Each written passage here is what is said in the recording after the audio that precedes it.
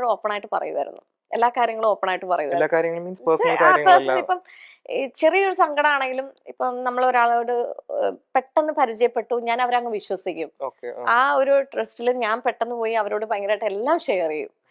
പക്ഷെ ഞാൻ ഇപ്പം കുറേ കാര്യങ്ങൾ എനിക്കിങ്ങനെ ബാക്കിൽ നിന്ന് കുത്തുന്ന പരിപാടികൾ പലരുടെ ഭാഗത്തുനിന്ന് ഉണ്ടായതുകൊണ്ട് ഞാൻ അതൊക്കെ മാറ്റിവെച്ച് ഞാനിപ്പോൾ ആരുടെ അടുത്തും നമ്മളൊന്നും ഷെയർ ചെയ്യാണ്ടായി. വെച്ചാൽ നമുക്ക് തന്നെ അറിയാം നമ്മുടെ പുറകിൽ നിന്ന് പണി തന്നിട്ടുണ്ട്.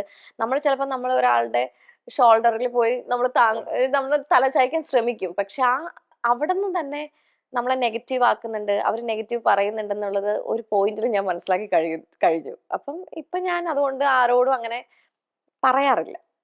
എന്തെങ്കിലും വിഷമം ഉണ്ടെങ്കിൽ നമ്മുടെ മൈൻഡിൽ തന്നെ. നമ്മൾ തന്നെ ഞാൻ എന്റെ ബെഡ്റൂമിൽ പോകുന്നു, ഇരിക്കുന്നു, കരയുന്നു. ചിലപ്പോ കരയും, ചിലപ്പോ കുറെ നേരം ചുമ്മാ ആലോചിച്ചിരിക്കും. അതൊക്കെ തന്നെ. ഇപ്പൊ അങ്ങനെ ആരോടും ഞാൻ ഒന്നും ഷെയർ ചെയ്യാറില്ല. ഈ ഡിപ്രഷനും അതിന്റെ കൂടി ഈ ഫിസിക്കലി വയ്യാതെ വരുന്നത് ഭയങ്കര മോശം അവസ്ഥയാണ്. ഡിപ്രഷനൊക്കെ ഇപ്പം മാറിയെന്ന് വിചാരിക്കുന്നു. ഓൾമോസ്റ്റ് മാറിയിട്ടുണ്ട്. മാറിയിട്ടുണ്ട്. പക്ഷെ അതിനുവേണ്ടി ഞാൻ തെറാപ്പി എടുക്കുന്നുണ്ട്, മെഡിസിൻ എടുക്കുന്നുണ്ട്. ഞാനിപ്പോ കൂടുതൽ ഹോമിയോ മെഡിസിൻസ് ഒക്കെ എടുക്കുന്നുണ്ട്. അങ്ങനെ പോകുന്നു. ഈ ഡിപ്രഷനിൽ ഇരുന്ന ആളുകൾ അവർ പിന്നീട് ഡിപ്രഷൻ ഓവർകം ചെയ്തതിനു ശേഷം അവർ പറയുന്ന ഒരു സംഭവമുണ്ട്. ഡിപ്രഷന്റെ ആ ഒരു സ്റ്റേജ് കഴിഞ്ഞ് നമ്മളൊന്ന് ഫ്രീ ആയി കഴിഞ്ഞാൽ നമുക്ക് വലിയൊരു തിരിച്ചറിവ് ഉണ്ടാവും, നമുക്ക് വേറെ കുറെ ആംഗിളിൽ കുറെ കാര്യങ്ങൾ അറിയാൻ പറ്റും എന്നൊക്കെ പറയുന്നുണ്ട്. അത് അത് പറഞ്ഞത് കറക്റ്റ് ആണ്. എന്താന്ന് വെച്ച് കഴിഞ്ഞാൽ നമുക്ക് നിത്യവും ഇങ്ങനെ ഞാൻ പറഞ്ഞില്ലേ, പണി കിട്ടുന്നു, നമുക്ക് ഒരാളെ വിശ്വസിക്കുമ്പോൾ അവിടെ നിന്നും വിഷമങ്ങൾ വരുന്നു. എനിക്കൊരു പ്രശ്നമുണ്ട്. ഞാൻ 100% ഞാൻ കൊടുക്കുന്ന മാത്രമല്ല, ഞാൻ ഭയങ്കര ഡൗൺ ടു എർത്ത്. മീൻസ് ഒരു റിലേഷൻഷിപ്പ്, അത് ഫ്രണ്ട്ഷിപ്പ് ആണെങ്കിൽ പോലും, ഒരു റിലേഷൻഷിപ്പ് ആണെങ്കിലും ഫ്രണ്ട്ഷിപ്പ് ആണെങ്കിലും എന്താണെങ്കിലും പോവാതിരിക്കാൻ ഞാൻ മാക്സിമം ശ്രമിക്കും. അത് വിട്ടുകളയാതിരിക്കാൻ ശ്രമിക്കും. വിട്ടുകളയാതിരിക്കാൻ ഞാൻ ഒത്തിരി അങ്ങോട്ട് അതിനുവേണ്ടി ഞാൻ എഫേർട്ട് എടുക്കും. പക്ഷെ അവിടെ അത് കഴിഞ്ഞിട്ട് എന്താ പറയാ, ഞാൻ എഫേർട്ട് എടുത്തിട്ടും എന്താണ് കാര്യം എന്ന് ചിന്തിച്ച് തോന്നുന്ന ഒരു പോയിന്റിൽ ഞാൻ പെട്ടെന്ന് ചേഞ്ച് ആവും. ബാക്ക് അടിക്കും മൊത്തത്തിൽ. പിന്നെ ഞാൻ അവരുമായിട്ട് ഒത്തുപോകാനോ അല്ലെങ്കിൽ അവരോട് എനിക്ക് അന്നും പറഞ്ഞോണ്ട് പിണക്കോ ദേഷ്യമോ ഒന്നും അല്ല. പിന്നെ ഞാൻ അവരുമായിട്ട് അങ്ങനെ ഒരു ഇതിന് പോകത്തില്ല. അങ്ങനെ ഒരു എനിക്ക് അങ്ങനെ ഒരു ക്യാരക്ടർ കൂടെ ഉണ്ട്. ഞാൻ അതാ പറഞ്ഞ, ഞാൻ അങ്ങേയറ്റം ക്ഷമിക്കുകയും സഹിക്കുകയും സ്നേഹിക്കുകയും എല്ലാം ചെയ്യും. പക്ഷെ ആ വ്യക്തികളിൽ നിന്ന് എനിക്കൊരു പ്രശ്നം വന്നാൽ പിന്നെ ഭാഗത്തേക്ക് ഉണ്ടാവില്ല. ഇപ്പൊ 2 സെപ്പറേഷൻ കഴിഞ്ഞു. അത്ര നോർമലായിട്ട് നടക്കുന്ന ഒരു കാര്യമല്ല. അപ്പോ സ്വാഭാവികമായും നമ്മുടെ ഒരു നാട്ടിലെ ഒരു നടപ്പ് വെച്ചിട്ട് കുറ്റം വരുന്നത് ആൾക്ക് തന്നെയായിരിക്കും, പെണ്ണിന് തന്നെയായിരിക്കും. അപ്പോ ശരിയുണ്ടെങ്കിൽ പോലും ഇപ്പം ഒരുപാട് പേര് ഇങ്ങനെ കുറ്റം പറഞ്ഞുകൊണ്ടിരിക്കുകയാണ്. നമ്മുടെ ചുറ്റും നിന്ന് നമ്മളെ ഇഷ്ടപ്പെടുന്ന ആൾക്കാർ അല്ലെങ്കിൽ നമ്മളെ അറിയാത്തവരെല്ലാം ഇങ്ങനെ കുറ്റം പറഞ്ഞു വരുന്ന ഒരു പോയിന്റിൽ നമുക്ക് തോന്നത്തില്ലേ, ഞാൻ തന്നെയാണോ ശരിക്കും കുറ്റക്കാരി എന്ന്? നമ്മൾ പോലും ചിലപ്പോൾ നമുക്കൊരു കൺഫ്യൂസ്ഡ് സ്റ്റേജ് വരുമല്ലോ.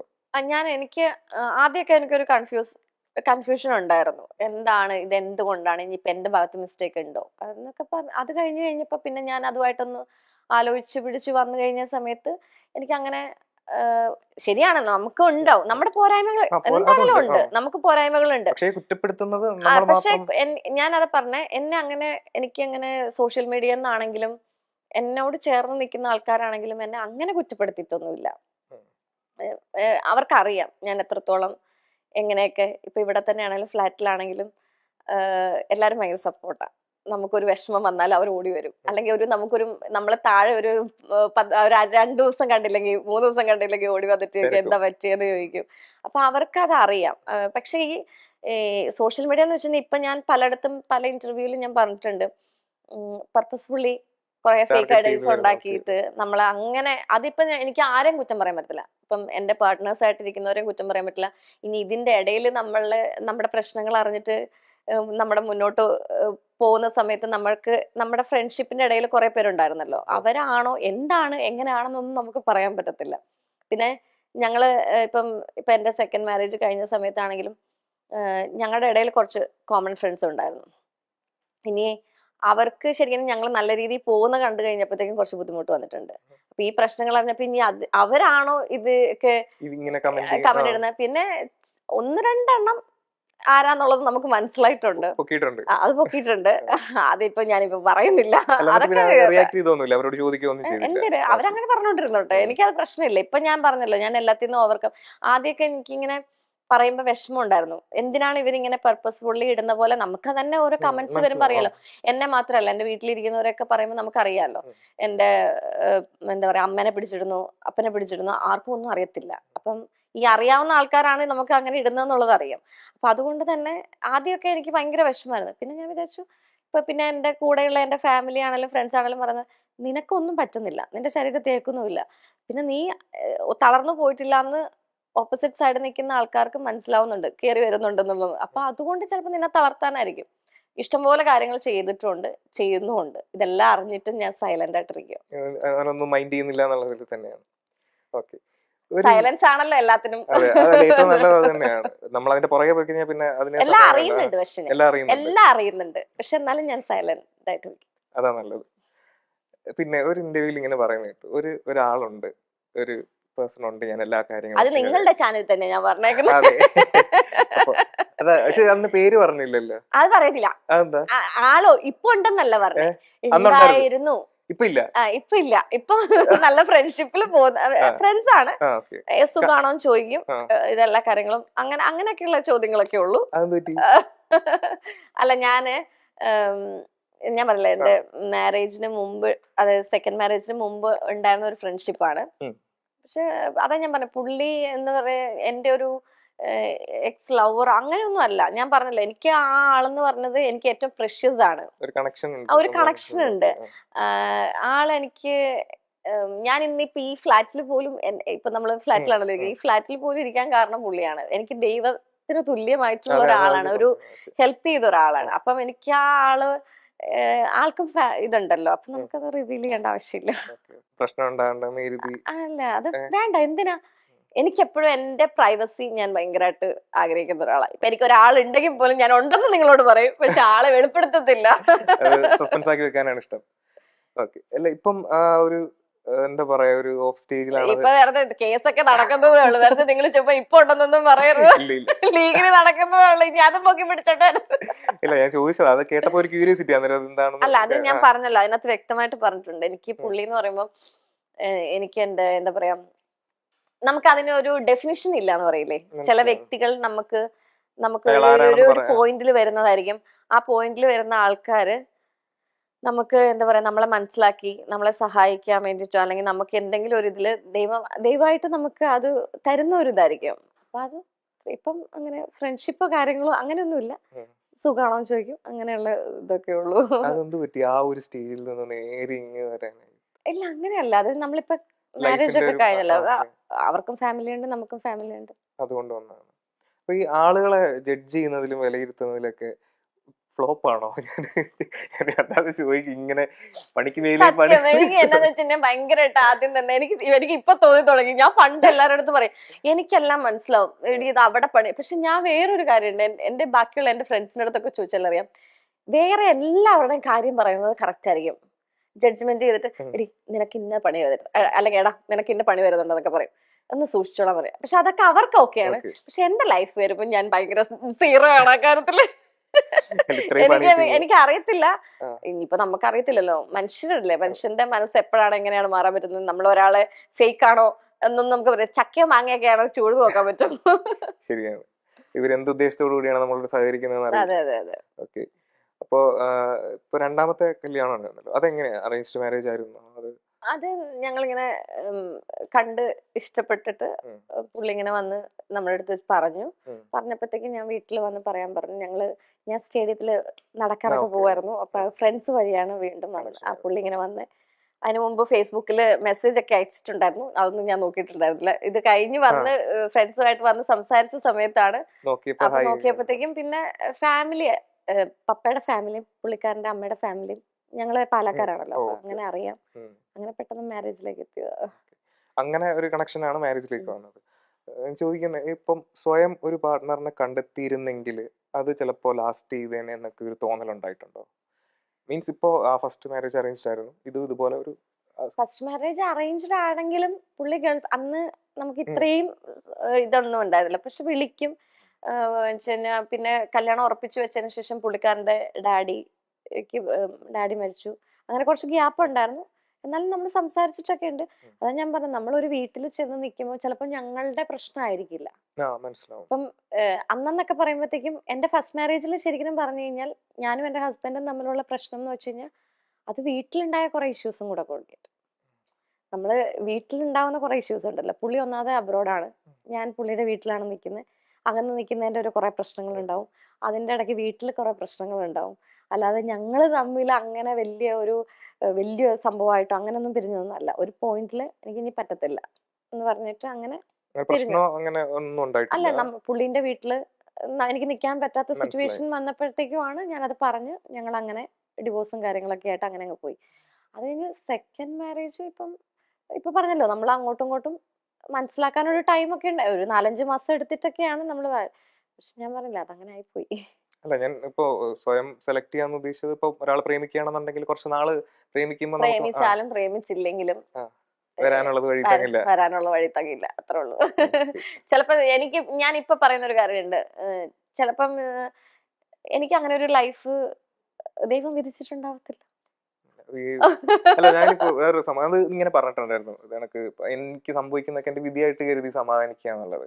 അപ്പൊ ഈ വിധി എന്ന് പറയുന്ന ഒരു സംഭവം, അല്ലെങ്കിൽ ആ ഒരു കാര്യം നമ്മൾ എടുക്കുന്ന തീരുമാനങ്ങളുടെയും നമ്മൾ ചെയ്യുന്ന കാര്യങ്ങളൊക്കെ റിലേറ്റഡ് ആയിട്ട് അല്ലെങ്കിൽ കണക്റ്റഡ് ആയിട്ടുള്ള ഒരു കാര്യമല്ലേ? അതെ, പക്ഷെ എന്നാലും ഞാൻ പറയുന്നത് വെച്ചാൽ ഒരുപാട് നമ്മളിങ്ങനെ എന്താ പറയാ, രണ്ടുപേരും, ഞാൻ ഒരാളെ മാത്രമല്ല പറയുന്നത്, രണ്ടുപേരും ഇങ്ങനെ ശ്വാസം മുട്ടി ജീവിക്കുന്നതിനേക്കാൾ നല്ലത് നമ്മള് അതെ അതെ അതെ, സെപ്പറേറ്റഡ് ശരിയാണ്. ആവുന്നതാണ്. അപ്പൊ പിന്നെ ചില കാര്യങ്ങൾ വരുമ്പോ നമ്മൾ വിചാരിക്കും, ഓ ഇനിയിപ്പോ ഞാൻ പറഞ്ഞില്ലേ, നമ്മൾ മനുഷ്യരാണ്, നമ്മുടെ ഭാഗത്ത് ഉണ്ടാവും. എനിക്ക് എങ്ങനെയാന്ന് വെച്ചിട്ടുണ്ടെങ്കിൽ ഞാൻ പറഞ്ഞില്ല, ഒരാളെ ഞാൻ ഭയങ്കരമായിട്ട് ഡിപ്പെൻഡ് ചെയ്യുന്ന കൂട്ടത്തില്ല, അല്ലെങ്കിൽ ഡിപ്പെൻഡ് അവർക്ക് ചെയ്യുന്ന കൂട്ടത്തിലാണ്. ഞാൻ ഭയങ്കരമായിട്ട് ഡിപ്പെൻഡ് ചെയ്യും. Okay. അതിപ്പോ എന്റെ ഫാമിലിനെ ആണെങ്കിലും എന്റെ പാർട്ട്ണറെ ആണെങ്കിലും ഞാൻ ഭയങ്കരമായിട്ട് ഡിപ്പെൻഡ് ചെയ്യും. ഉം. 100% കൊടുക്കും. എനിക്കത് തിരിച്ചു കിട്ടിയില്ലെങ്കിൽ എനിക്ക് അങ്ങനെ ഒരു പ്രോബ്ലം കൂടെയാണ്. ഞാൻ പറഞ്ഞില്ലേ, എനിക്ക് Oh. എന്റേതായ പ്രോബ്ലം അതാണ്. എനിക്കത് കിട്ടിയില്ലെങ്കിൽ ഭയങ്കര സങ്കടമാണ്. അപ്പൊ അത് ചിലപ്പോ അത് എന്റെ ഏറ്റവും വലിയ പ്രശ്നമായിരിക്കും. അത് റിലേഷൻസിൽ ഒരു പ്രശ്നമായിട്ട് വന്നിട്ടുണ്ടോ? ഒരു സിവിയർ ഇഷ്യൂ ആയിട്ട് വന്നിട്ടുണ്ടോ? അങ്ങനെ ഇപ്പൊ ഞാൻ അറിയില്ല. പറയട്ടെ, അതിപ്പോ എന്റെ ഒരു പാർട്ട്ണർ മനസ്സിലാക്കി കഴിഞ്ഞാൽ അത്രല്ലേ ഉള്ളൂ. ഒരാളെ സ്നേഹിക്കുന്നോണ്ടായിരിക്കുമല്ലോ ആളോട് അത്രയും ഇതായിട്ട് നിൽക്കുന്നത്. അപ്പൊ ആള് മനസ്സിലാക്കുന്നില്ല, പിന്നെ അതാ ഞാൻ പറഞ്ഞേ, ഉം. എന്താ പറയാ, അഡ്ജസ്റ്റ്മെന്റ് അല്ലല്ലോ, ഒരു അണ്ടർസ്റ്റാൻഡിങ്ങിൽ അങ്ങ് പോവാന്നുള്ളത് ഒരു ഇതാണല്ലോ. അപ്പൊ അഡ്ജസ്റ്റ് ചെയ്യാൻ പറ്റാത്ത പോയിന്റിൽ നമ്മൾ പിരിഞ്ഞ് ജീവിക്കുക എന്നുള്ളതേ ഉള്ളൂ. ഈ രണ്ട് സെപ്പറേഷൻസ് ലൈഫിനെ എങ്ങനെ അഫക്ട് ചെയ്തു? സ്വന്തം പേഴ്സണൽ വേറെ വേറെ അതാ ബ്രാഞ്ചസ് ഞാൻ ഒന്നും പറഞ്ഞ, എന്റെ ലൈഫിൽ എനിക്ക് ഏറ്റവും വലിയ വിഷമം വന്നത്, എന്നോട് തന്നെ ഉള്ള ഒരു ക്വസ്റ്റ്യൻ മാർക്ക് എന്ന് വെച്ച് കഴിഞ്ഞാൽ, എനിക്ക് മാരേജ് ലൈഫ് വിധിച്ചിട്ടില്ലേ? ഉം. അതാണ് ഞാൻ പറഞ്ഞത്. എന്നെ തന്നെ ഞാൻ പറഞ്ഞില്ല, എന്റെ ലൈഫിൽ ഞാൻ വിധി എന്ന് പറഞ്ഞൊരു സംഭവം ഞാൻ അങ്ങനെ ഇത് ചെയ്തു. പിന്നെ ഞാൻ പറഞ്ഞ പോലെ അത് ചിലപ്പോ നമുക്ക് എന്താ പറയാ, അതെ, അതിലേക്ക് പോവണ്ട. ഞാൻ വളരെ പോസിറ്റീവായിട്ട് തന്നെയാണ് കാര്യങ്ങൾ ചോദിക്കുന്നത് കേട്ടോ. സോറി. പറയാൻ പറ്റാത്ത കുറെ കാര്യങ്ങളുണ്ട്. അപ്പൊ നമുക്ക് ആ ടോപ്പിക് അങ്ങ് വിടാം. ഓക്കെ. പക്ഷെ എനിക്ക് കോർട്ടിൽ ഇതുള്ളതുകൊണ്ട് എനിക്ക് റിവീൽ ചെയ്യാൻ പറ്റാത്ത കുറെ കാര്യങ്ങളുണ്ട്. കുഴപ്പമില്ല. ഇപ്പൊ ഇവിടെ ഒറ്റയ്ക്കേ ഉള്ളൂ, ചേച്ചി ഇവിടെ ഒറ്റയ്ക്കേ ഉള്ളൂ. ഇപ്പൊ എന്തെങ്കിലും ഒരു മ്യൂസിക് കിട്ടുകൊണ്ട് ഇങ്ങനെ ഇരിക്കുക. 10 വയസ്സുള്ള ആൻമരിയ തൊട്ടടുത്ത് ഇരിപ്പുണ്ട്. 10 വയസ്സുള്ള 10 വയസ്സുള്ള എന്തായിരിക്കും ആൻമരിയോട് പറയുന്നത്? നിങ്ങൾ തമ്മിൽ എന്തായിരിക്കും സംസാരിക്കാൻ ചാൻസ് ഉള്ളത്? നിങ്ങൾ രണ്ടുപേരും മാത്രമേ ഉള്ളൂ, നല്ലൊരു മെലഡി മ്യൂസിക് ഇങ്ങനെ പോകുന്നുണ്ട്, ഒരു സൺസെറ്റ് ആണ്, എന്തായിരിക്കും? എനിക്ക് അങ്ങനെ പ്രത്യേകിച്ചൊന്നും പറയാനില്ല. അതെന്താ? ആ ഒരു സംഭവം ആലോചിച്ച് നോക്കേ. 10 വയസ്സുള്ള എന്നോട് തന്നെ ഞാൻ എന്ത് പറയാനാ? പോയി ചോറിട്ട് കിടന്നുറങ്ങാം. അതെ, അത് നമുക്ക് എന്താ പറയാ, നമ്മള് ഈ ഇമാജിനേഷൻ ഒക്കെ സീരിയലില് പറ്റുള്ളൂ. അല്ലാതെ നമ്മള് 10 വയസ്സുള്ള ആളിങ്ങനെ വന്നിരുന്നിട്ട് ഞാൻ എന്നോട് തന്നെ എന്താ പറയാനാ? ഞാൻ ഇങ്ങനെ ആലോചിച്ചു പറയാ, അത്ര ഫ്ലോപ്പ് ആയി പോയി, അടുത്ത പ്രാവശ്യം നമുക്ക് പിടിക്കുക, അതേ പറയുള്ളൂ. അങ്ങനെ പറയൂ. അടുത്ത ജന്മത്തിൽ നമുക്ക് നോക്കാം, ഇതിപ്പം ഇങ്ങനെ ആയിപ്പോയി. ഞാനിപ്പം മാരേജ് സംഭവം ഒക്കെ അതങ്ങനെ പോയെങ്കിലും അത് ഒരു മോശം കാര്യമായിട്ടൊന്നും അല്ല, ഒരിക്കലും വേറൊരു കാര്യമുണ്ട്. ഇത് മാരേജ് എന്നുള്ളത് മാറ്റി വെച്ച് കഴിഞ്ഞാൽ എനിക്ക് എന്റെ ലൈഫില് ഞാൻ ആഗ്രഹിക്കാത്ത ഒരു ലെവലിലേക്ക് എത്തിയിട്ടുണ്ട്. അത് ഞാൻ ഒട്ടും പ്രതീക്ഷിക്കാത്ത ഒരു ഇതാ. എന്ന് വെച്ചാൽ ഞാൻ DPharm കഴിഞ്ഞ ഒരാളാണ്. അപ്പോ ആ രീതിയിൽ അങ്ങോട്ട് പോകേണ്ട, വേറെ വല്ല ജോലിയൊക്കെ എടുത്ത് പോകേണ്ട ആളായിരുന്നു. പക്ഷെ കരിയർ കംപ്ലീറ്റ് മാറി ഇങ്ങനെ ഒരു ഇത് വന്നു. ഇപ്പം എന്നാ പറയാ, എനിക്ക് ഇത്രയും കുറച്ച് നമ്മളെ ആൾക്കാരൊക്കെ മനസ്സിലാക്കുന്നതും അവര് വന്ന് സന്തോഷത്തോട് സംസാരിക്കുന്നതൊക്കെ നമുക്ക് വലിയൊരു ഭയങ്കര പോസിറ്റീവ് ആയിട്ടുള്ളൊരു കാര്യമാണ്. നമ്മളെ സ്നേഹിക്കുന്നുണ്ടല്ലോ, മറ്റുള്ളവരുടെ ഒരു സ്നേഹം നമുക്ക് കിട്ടുന്നുണ്ടല്ലോ. പബ്ലിക്കിന്റെ ഒരു സ്നേഹം ഇതൊന്നും നമുക്ക് പ്രതീക്ഷിക്കാതെ നടന്നത്. അതെ അതെ ഇതൊക്കെ ഇതൊക്കെ ആ കൊച്ചിനോട് പറഞ്ഞൂടെ, നമ്മൾ ഇവിടം വരെ എത്തി, നമ്മൾ എത്ര സീരിയൽ ചെയ്തു, നമുക്ക് ഇത്ര വലിയ വീടുണ്ട്, നമ്മൾ ഇന്ന അതാ പറഞ്ഞെ. പൊസിഷനിലാണെന്നൊക്കെ. അത് ഞാൻ പറഞ്ഞല്ലോ, ഏഹ് ദൈവത്തെ പോലെ കാണുന്ന ഒരുപാട് പേരുടെ ഇതുകൊണ്ടാണ് ഞാൻ ആ ഇവിടെ വരെ എത്തിയത്. അപ്പൊ എനിക്ക് അവരോട് പറഞ്ഞാൽ മതി, എന്റെ നിഴലിനോടോ അല്ലെങ്കിൽ എന്റെ 10 വയസ്സുള്ള ഇതിനോട് പറയേണ്ട ആവശ്യമില്ല. ചിലപ്പോ ആ കുഞ്ഞു സ്വപ്നം ഒരു 10 വയസ്സുള്ള ഒരാൾ സ്വപ്നം പോലും കാണാത്തൊരു പൊസിഷനിലായിരിക്കുമല്ലോ അല്ല വന്നിരിക്കുന്നത്. ഞാന് അന്ന് കുറെ നാൾ ഞാൻ പറഞ്ഞില്ലേ, മമ്മിയും ഞാനൊക്കെ ഒത്തിരി സ്ട്രഗിൾ ചെയ്തിട്ടുണ്ട്. ഇവിടം വരെ എത്തിയത് നമ്മുടെ ആ ഒരു സ്ട്രഗിള്, ദൈവം എന്ന് പറഞ്ഞൊരു ശക്തി ഉണ്ടല്ലോ, ഞാൻ അതിലൊക്കെ വിശ്വസിക്കുന്ന ഒരാളാണ്. ദൈവം, കർമ്മ, ഇതിലൊക്കെ വിശ്വസിക്കുന്നത്. അപ്പം ആ ചിലപ്പം നമ്മളെ താഴ്ത്തിക്കെടാനൊക്കെ ഒരുപാട് പേര് നമ്മുടെ പിന്നിൽ നിന്ന് കുത്താനൊക്കെ ഇഷ്ടം പോലെ ആൾക്കാരുണ്ടായിട്ടുണ്ട്. പക്ഷെ അവിടെ നിന്നൊക്കെ ഇവിടം വരെ എത്തി. അത് വലിയൊരു അനുഗ്രഹമാണ്. അതിൽ ഞാൻ എന്താ പറയാ, ഞാൻ എന്റെ സ്വന്തം 10 വയസ്സായ എന്റെ നിഴലിനോട് അല്ലെങ്കിൽ എന്റെ ആത്മാവിനോട് എന്റെ ഇതിനോടും അല്ല ഞാൻ പറയേണ്ടത്. ഞാൻ അതിന് ദൈവത്തിനോടാണ് നന്ദി പറയേണ്ടത്. അല്ലാതെ എനിക്ക് എന്നോട് തന്നെ ഇല്ല നന്ദി കടപ്പാടത്. ഇതിലും നീ വെറുതെ ചുമ്മാ കുഴപ്പിക്കാതെ. എന്നെ അടിക്കുന്നതായിരുന്നു ഇതിൽ നല്ലത്. ആ ചോദ്യം ചോദിച്ചത്.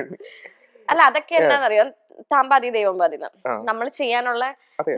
നമ്മളുടെ പ്രവൃത്തി നല്ലതാണോ, അതാ ഞാൻ പറഞ്ഞേ, എന്റെ ഭാഗത്ത് ശരിയുള്ളത് കൊണ്ട് തന്നെയാണ് എന്നെ ഇപ്പോഴും ഞാൻ അങ്ങനെ വിശ്വസിക്കുന്നത്. ഞാൻ പലപ്പോഴും ഇപ്പം നേരത്തെ എന്റെ അടുത്ത് ചോദിച്ചല്ലോ, നമ്മളുടെ ഭാഗത്ത് തെറ്റുണ്ടോ. ചിലപ്പോൾ ഞാൻ പലപ്പോഴും ഞാൻ തന്നെ ഇരുന്ന് ചിന്തിച്ചിട്ടുണ്ട്, എന്റെ ഭാഗത്ത് തെറ്റുണ്ടോ. പക്ഷെ അപ്പോഴും ഞാൻ അതിൽ നിന്ന് ഓവർകം ചെയ്ത് വരുമ്പോൾ എനിക്കൊരു ആൻസർ എന്റെ ഉള്ളിൽ നിന്ന് തന്നെ, അല്ലെങ്കിൽ എനിക്കൊരു ദൈവം തരുന്ന ഒരു ആൻസർ ഉണ്ടല്ലോ. അല്ലെങ്കിൽ എന്നെ അറിയുന്ന അച്ഛന്മാരാണെങ്കിലും കൗൺസിലിംഗ് ചെയ്യുന്നവരാണെങ്കിലും പറയുന്ന ഒരു കാര്യമുണ്ട്, നമ്മൾ ഒരുപാട് തെറ്റുകൾ ചെയ്താലും നമ്മൾ താഴത്തേക്ക് പോകുള്ളൂ. നമ്മുടെ ഭാഗത്ത് ശരിയുണ്ടോ നമ്മൾ അവിടെ നിന്ന് ലെവലിൽ നിന്ന് കയറി വരുള്ളൂ. അതാ ഞാൻ പറഞ്ഞത്, ഇവിടെ എനിക്ക് ഈ ഫാമിലി ലൈഫ് എന്നുള്ള സംഭവം മാറ്റി വെച്ച് കഴിഞ്ഞാൽ എനിക്ക് ഈ 2024 മുതൽ, ഞങ്ങൾ സെപ്പറേറ്റഡ് ആയ ആ നിമിഷം മുതൽ എനിക്ക് ഒരിക്കലും ഒരു ആർട്ടിസ്റ്റിനും കിട്ടാത്തൊരു ഇതാണ്. നമ്മൾ 1.5 വർഷം ഗ്യാപ്പ് എടുത്തു. തിരിച്ച് കംബാക്ക് എന്ന് പറയുന്നത് ഭയങ്കര ബുദ്ധിമുട്ടുള്ള ഒരു കാര്യമാണ്. എനിക്ക് പെട്ടെന്ന് തിരിച്ചു വരാൻ പറ്റി. എനിക്ക് ഇത്രയും നല്ലൊരു ക്യാരക്ടർ കിട്ടി. ഞാൻ പറഞ്ഞില്ലേ, എന്റെ 10 വർഷത്തെ കാത്തിരിപ്പായിരുന്നു ഏഷ്യാനെറ്റിലെ ഈ പ്രോജക്റ്റ് എന്ന് പറയുന്നത്. അതെനിക്ക് കിട്ടി. അപ്പൊ തിരിച്ച് അത് മാറ്റി വെച്ച് കഴിഞ്ഞാൽ എനിക്ക് ഇവിടുന്ന് 24 മുതൽ എനിക്ക് ലക്ക. പേഴ്സണലി എനിക്ക് എന്റെ ലക്കായിട്ടുള്ള ഒരു ഇയർ ആണ് 2024, 25, ഇപ്പൊ 26. ഇങ്ങനെ തന്നെ പോട്ടെ, ഇതിലും അടിപൊളിയായിട്ട് വരട്ടെ. ഈ ഇപ്പൊ വിഷമിച്ചൊക്കെ ഇരിക്കുമല്ലോ, ഞാൻ വേറെ കാര്യങ്ങളിലേക്കും പോകുന്നില്ല. ഹാപ്പി ആയിട്ടുള്ള ഈ വിഷമിച്ചൊക്കെ ഇരിക്കുന്ന ടൈമില് നമ്മൾ ഇനി ഒരു പരിപാടി നടക്കത്തില്ല എന്നുള്ളൊരു മൈൻഡിലായിരിക്കും. പക്ഷെ അപ്പോഴും നമ്മുടെ ഉള്ളിൽ നിന്ന് വരുന്ന ഒരു സംഭവം എന്തായിരിക്കും? അതായത് ഒരു മന്ത്രം ഉണ്ടായിരിക്കുമല്ലോ, ഇല്ല എനിക്ക് വിട്ടുകൊടുക്കാൻ പറ്റില്ല എന്നൊക്കെ ഉള്ള രീതിയിൽ എന്തായിരിക്കും അപ്പോൾ ഒരു തോട്ട്? അല്ല, നമുക്ക് ജീവിച്ചു കാണിച്ചു കൊടുക്കണമല്ലോ. പ്രൂവ് കാണിച്ചു കൊടുക്കണം. നമ്മൾ ജീവിക്കണം, നമ്മൾ ജീവിച്ച് കാണിച്ചു കൊടുക്കട്ടെ. എനിക്കും തോന്നിയിട്ടുണ്ട് ചില പോയിന്റില്. ഇപ്പൊ നിങ്ങൾ പറഞ്ഞല്ലോ, ഞാൻ സങ്കടപ്പെട്ടിരിക്കുന്ന സമയത്ത് ജീവിക്കണോ വേണ്ടയോ, ചിലപ്പോ നമ്മള് അതാണ് മനുഷ്യരാണ്. സൂയിസൈഡ് ചെയ്യാനൊക്കെ നമുക്ക് തോന്നാം ചിലപ്പോ, അല്ലെങ്കിൽ വേണ്ട ആൾക്കാരിങ്ങനെ എന്താ. നമുക്ക് ചില സമയത്ത് ഇവിടെ തന്നെ ഞാൻ ഫസ്റ്റ് എന്റെ ഫ്രണ്ട്സിന് ഇവിടെ അറിയാം, കുറച്ച് കാര്യങ്ങൾ അവരോട് ഷെയർ ചെയ്തപ്പോ എനിക്ക് കുറച്ച് ഫ്രണ്ട്സ് ഉണ്ട് ഇവിടെ, അവരോട് ഞാൻ ഷെയർ ചെയ്തപ്പോഴും പറഞ്ഞ, പിന്നെ ഞാൻ ആദ്യം തന്നെ എനിക്ക് ഈ പറഞ്ഞ പോലെ സമൂഹത്തെ പേടിക്കുന്ന ഒരാളായിരുന്നു. അവരെന്ത് വിചാരിക്കും, അയ്യോ സെക്കൻഡ് മാരേജ് എന്നാൽ ഞാൻ സ്ട്രഗിൾ വേണ്ട, എനിക്ക് അങ്ങനെ നിൽക്കേണ്ട ആവശ്യമില്ല. കാരണം എനിക്ക് ഫസ്റ്റ് മാരേജിലും എനിക്കൊരു കുഞ്ഞുണ്ട്. ഞാൻ സ്ട്രഗിൾ ചെയ്യുന്ന പോലെ തന്നെ അവളും സ്ട്രഗിൾ ചെയ്യേണ്ട ആവശ്യമില്ല, എനിക്ക് വേണ്ടി അവള് സ്ട്രഗിൾ ചെയ്യേണ്ട ആവശ്യമില്ല. അപ്പൊ ഞാൻ അതൊക്കെ തിങ്ക് ചെയ്തൊക്കെ അപ്പൊ ഞാൻ വിചാരിച്ചു, എന്തിനാ ഹാപ്പി ആയിട്ട് പോവാ. നമ്മള് എന്താ പറയാ, ആത്മഹത്യയെ കുറിച്ച് അങ്ങനെയൊന്നും ചിന്തിക്കണ്ട. നമ്മള് അവരുടെ മുമ്പിൽ ജീവിച്ച് കാണിച്ചു കൊടുക്കാൻ, എത്രയൊക്കെ അതാ പറഞ്ഞ, എത്രയൊക്കെ ഡിപ്രഷൻ അടിച്ചാലും ഒരു പാനിക് സിറ്റുവേഷൻ ഉണ്ടായാലും എനിക്ക് ഇപ്പോഴും എല്ലാ ഷെഡ്യൂളും എനിക്ക് വർക്ക് ചെയ്യാൻ പോകണം എന്നുള്ളൊരു ഇത് വരുന്നത് എനിക്ക് അവരെ കാണിച്ചു കൊടുക്കണം. ഞാൻ വീണിട്ടില്ല, അല്ലെങ്കിൽ ഞാൻ വീണിട്ടൊന്നുമില്ല, അവരങ്ങനെ തന്നെ വിചാരിച്ചോട്ടെ, വീഴത്തില്ല. ചിലപ്പോ ഈ പറയുന്ന സങ്കടങ്ങളും അതിപ്പം ഇപ്പം അവർക്കും ഉണ്ടാവും. ഓപ്പോസിറ്റ് സൈഡ് നിൽക്കുന്ന ആളെ ഞാൻ അങ്ങനെ കുറ്റം പറയുന്നില്ല, പുള്ളിക്കാരനും ഉണ്ടാവും. പുള്ളിക്കാരന് ചിലപ്പോൾ മറ്റുള്ളവരുടെ മുമ്പിൽ എന്താ ചിരിച്ചു കളിച്ചായിരിക്കും നിൽക്കുന്നത്. പക്ഷെ എന്നാലും അതാ ഞാൻ പറഞ്ഞത്, ഹാപ്പിയാണ്. അപ്പോ ഈ ഇങ്ങനെ ഒരു ഇഷ്യൂ ഉണ്ടായി, ഡിവോഴ്സ് ഒരു പ്രശ്നം വന്നു.